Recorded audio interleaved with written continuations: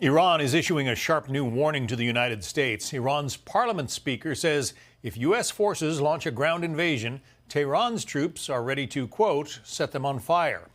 The threat comes as thousands of U.S. troops move into the region, and Pakistan's foreign minister says it will soon host talks between the U.S. and Iran. Chief correspondent Jonathan Hunt is in Tel Aviv with the latest for us. Jonathan. John, a U.S. ground operation may be on the way, and it could happen very soon.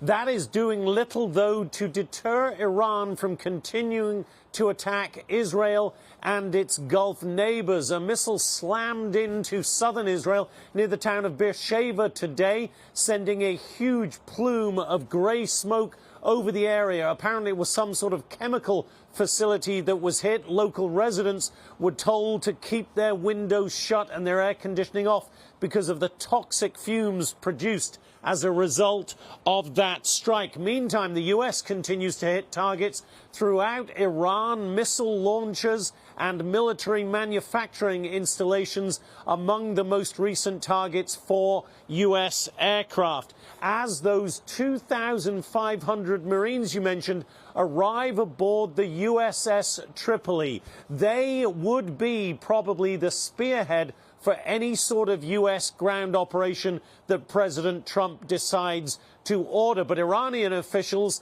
are saying they are ready for whatever the U.S. does next, and they are mocking President Trump's decision-making. Listen here.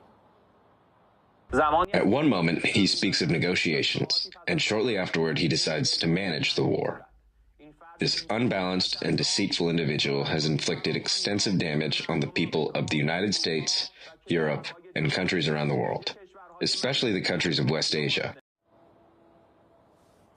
Israel, meantime, is also focusing on the northern front here, its battle against Hezbollah in Lebanon. Prime Minister Netanyahu said today that he will expand what he calls a security zone into southern Lebanon. He calls it expanding a security zone. Many others call it an invasion, once again, of Lebanon. John?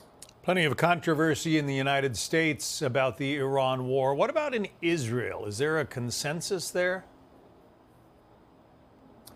I think in this wartime moment in which the Israelis find themselves right now, they back the idea, certainly, of regime change in Iran. They back the idea of crushing Hezbollah in Lebanon, but they don't want this to be open-ended. The Israeli people